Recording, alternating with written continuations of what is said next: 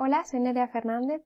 Bienvenidos a esta cuarta entrega del Aula Abierta de Letras, una iniciativa promovida por el Instituto de Humanismo y Tradición Clásica de la Universidad de León. Y en esta edición vamos a hablar de las cifras, una creación humana. Como sabéis, desde hace 2 meses, desgraciadamente, las cifras han inundado nuestra vida diaria. Desayunamos con cifras, vemos el telediario y estamos rodeados de cifras. Y esto es porque las cifras se utilizan para explicar cuantitativamente la realidad a la que estamos sometidos. Nosotros, en nuestra civilización, lo que tenemos son 10 cifras, que son estas que veis aquí, y que se combinan para crear otras cantidades entre sí.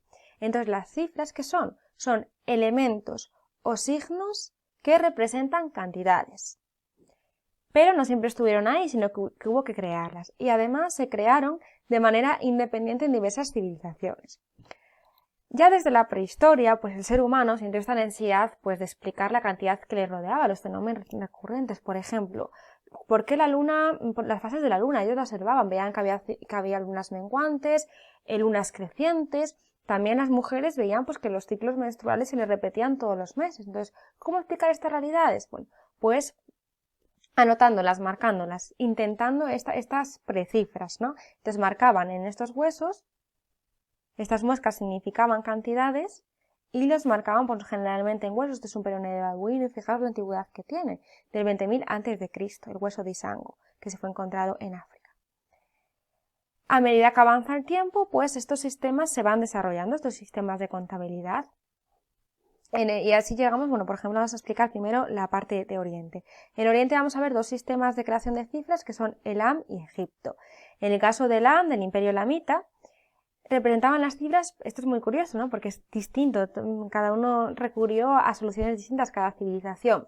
Son figurillas de arcilla, ¿no? Que las vemos aquí. Por ejemplo, un palo significaba el 1, la bolita significaba el 10. Por ejemplo, si tú querías representar 14 de algo, pues lo que hacías era meter una de estas bolas y un palo, una de estos bastones, a una de estas bulae que se llaman. Metías esto a las bulae y lo cerrabas, lo sellabas para asegurar la legalidad de la transacción, para asegurar que no iba a haber fraude porque había que abrir la bola para que cambiasen estas fichas, y luego lo sellabas con tu cifra, con tu signo, con tu marca. Con el tiempo se dieron cuenta que no hacía falta hacer estas figurillas, que bastaba con ponerlas impresas, con presionarlas sobre una tabla de arcilla para que quedara marcada la cantidad, como veis aquí. Entonces aquí veis la representación de 2 de estos conos marcados y una bola. Ya no era necesaria las figuras de arcilla. En Egipto se recurrió a otro tipo de soluciones. En torno al 3000 a.C. lo que se creó fue la numeración jeroglífica, y esta consistía en hacer precisamente estos pictogramas que se corresponden con cosas que podemos significar en realidad, por ejemplo, 1.000.000 con este omblorante, pues sobre superficies duras. Esta es la diferencia con respecto al sistema de Elam, que mientras Elam se hacía sobre trabillas de arcilla, en Egipto se hace sobre superficies duras. Y un ejemplo lo vemos en la maza del rey Namer, que el rey trata de expresar el botín de guerra. Entonces, para representar que tenía ganado, que había conseguido ganado vacuno, pues lo hacía así. Mirad, 4 renacuajitos, que esto los que nos simbolizan son 400.000. Y lo mismo para el ganado ovino, contando el omblorante y el resto de jeroglíficos, pues nos va a dar esta cantidad. Y vamos a pasar a ver América, al otro lado del charco, porque en América se crearon también 3 sistemas completamente distintos a los que se habían creado en Oriente, 3 sistemas de representar cifras. En el caso de los mayas, cuyo sistema se cree que comenzó en el siglo V, el sistema de numeración es completamente distinto a los anteriores. Como veis, no son cosas que se identifican. El 1 es un punto, el 5 es una raya, y después son los básicos. El 0 son las primeras civilizaciones en crear el 0, es como una especie de concha. Entonces, por ejemplo, para crear el número 19 lo que hacían era 3 rayas, 5, 10, 15 y 4 círculos, 1, 2, 3, 4, 15 y 4, 19. Y una diferencia con respecto a nuestro sistema es que si ellos ponían las cifras, si nosotros ponemos las cifras de forma horizontal, ellos las leían de forma vertical. La siguiente civilización que vamos a ver son los aztecas, que desarrollaron un sistema de notación de cifras también pictográfico. Entonces representan cosas reales, por ejemplo, el 1 un círculo, el 20 un hacha, la pluma el 400 y un saco el 8000. Entonces, por ejemplo, si ellos querían representar 400 capas de tejido rojo, lo que hacían era poner la capa de tejido rojo y encima una pluma, y esto es 400. Lo tenemos traducido al castellano, la suerte que tenemos, por eso comprendemos este sistema, porque tras la conquista de América, el virrey Mendoza estaba muy interesado en conocer cuál era el sistema que utilizaban los mexicas. Entonces lo que hizo fue que un mexica junto con un traductor castellano pues crearan este códice y así comprendemos un poco cuál era su sistema de numeración. Y un sistema completamente distinto al que hemos visto hasta ahora es el de los incas. Los incas, el imperio inca, lo que utilizaban era el quipu, que es lo que vemos aquí, que es que en una cuerda principal, que es esta que veis aquí o esta, se ataban otras cuerdas secundarias y en función del color de la cuerda, del grosor del nudo, que tenían estos nudos, y de la distancia de unos nudos con respecto a otros, significaban unas cifras u otras. Era un sistema tan complejo y tan distinto, como veis, ¿no?, que representaban cosas que nosotros estamos haciendo actualmente mediante estos quipús, como por ejemplo el registro de muertes, de nacimientos, también impuestos, es decir, absolutamente de todo. Este sistema hay que decir que se mantiene en algunos pueblos de estas zonas actualmente, pero ya para cosas diarias, ¿no? Y por fin llegamos a la última parte de esta charla, que es los sistemas de cifras que se desarrollaron en el mundo occidental. Hay muchos, pero bueno, el que más conocemos nosotros son las cifras romanas, que se fueron expandiendo a medida que se expandía el sistema romano. No voy a entrar mucho en detalle de este sistema porque lo conocéis todos, solamente indicar que no fue originario de ellos, sino que parece que lo tomaron de los etruscos, que era una civilización que vivía en la península itálica con anterioridad al desarrollo de Roma. Y como curiosidad deciros que el sistema originario romano no es el que tenemos actualmente, sino que mirad, los símbolos para 50 y para 100 eran distintos y que luego fueron evolucionando. Pero ¿por qué nosotros utilizamos el sistema arábigo y no el sistema de cifras romanas? Aunque lo tengamos, por ejemplo, hoy en día para marcar los papas, etcétera, el general que tenemos hoy es el sistema arábigo. Pues ¿cómo llegamos a él? Pues lo que vamos a ver en esta última parte de la charla. Una cosa muy curiosa es que aunque le llamemos cifras árabes, numeración arábiga, sí que proceden de aquí, sí que nosotros lo tomamos de la civilización musulmana, pero no son originarias de allí, sino que son originarias de la India. En concreto, esta numeración primigenia es la numeración brahmí, que es originaria, como digo, de la civilización hindú de la India, pero que pasó después al califato de Bagdad.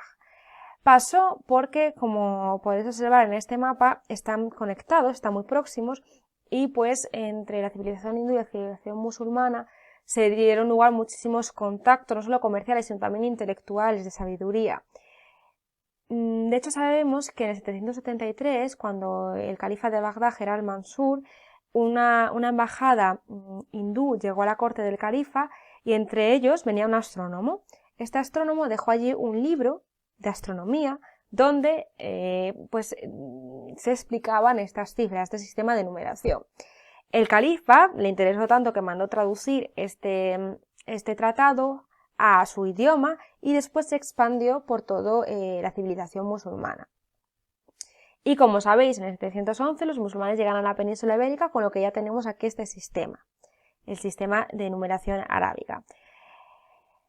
Entonces, del brahmí, que es el originario de la India, que nos va evolucionando el sistema en la civilización musulmana a diferentes formas, no es estático siempre, como sabéis, y el que nos llega en concreto a nosotros es el gubar. Se le llama gubar porque gubar significa arena, y es que estos números se escribían en la arena. Pues vimos como, por ejemplo, los incas lo hacían en nudos, los egipcios lo hacían sobre piedra, los elamitas lo hacían sobre arcilla, pues los árabes de esta zona del norte de África lo van a hacer mediante arena, el gubar, es lo que pasa en la península ibérica. Pero ahora queda el paso de la civilización musulmana a la civilización cristiana. ¿Cómo pasa este sistema al mundo cristiano? Pues mirad, los primeros registros que tenemos de tratados cristianos en los que aparece este sistema son del siglo X, en concreto es el Códice Albeldense, que es un monasterio que estaba en Logroño, donde, fijaros, ya tenemos aquí registrado este sistema, de hecho va de mayor a menor, los primeros vestigios de las cifras arábigas en el mundo cristiano. Pero bueno, a pesar de esto, lo más famoso es la anécdota de Gerberto de Aurillac, ¿no? Porque Gerberto de Aurillac es una persona muy relevante, va a ser el futuro Papa Silvestre II. Entonces, Gerberto era también un intelectual que estaba muy interesado en las matemáticas y se cree que viajó a España también un poco fue a los monasterios de la península ibérica para empaparse de ese espíritu que había intelectual en estos momentos. Y entre otras cosas aprendió el sistema de numeración arábiga que ya conocían los monjes cristianos, algunos monjes cristianos. Y cuando volvió a Reims, en Francia, intentó un poco asentar este sistema dadas las ventajas que tenía, porque era mucho más fácil de utilizar para contar que, por ejemplo, el sistema romano, que necesitaba un ábaco y era muy complicado utilizar el ábaco. Pero se encontró con una enorme resistencia porque, claro, esto suponía destruir a la casta, una casta que fundamentalmente era religiosa, pero también comercial, que utilizaba el sistema del ábaco, porque era muy complicado de aprender y solo lo sabían unos pocos. Entonces se encontró con esta resistencia. Resistencia con la que también se va a encontrar Leonardo de Pisa, Fibonacci, Leonardo de Pisa, en el siglo XIII, cuando escribe su tratado Liber Abaci, en el que defendía las virtudes de la numeración arábiga frente a la numeración, como digo, romana y el ábaco. Este debate entre abacistas y algoristas se va a desarrollar incluso hasta el siglo XV. Fijaros, desde el siglo X, que entra en el mundo cristiano el sistema romano, este debate se va a alargar hasta el siglo XV y más, hasta que llegue a democratizarse el uso de la numeración arábiga. Aquí lo tenemos representado este debate entre una persona que utiliza el sistema arábigo y el papel y la tinta, y una persona que utiliza el sistema romano y el ábaco. Finalmente, como vemos aquí representado, pues va a vencer el sistema arábigo, pero va a costar mucho por estos intereses que había de la casta que utilizaba el ábaco. De hecho, no será hasta la imprenta cuando haya una difusión mayor de todos estos tratados matemáticos en los que se defendía la numeración arábiga.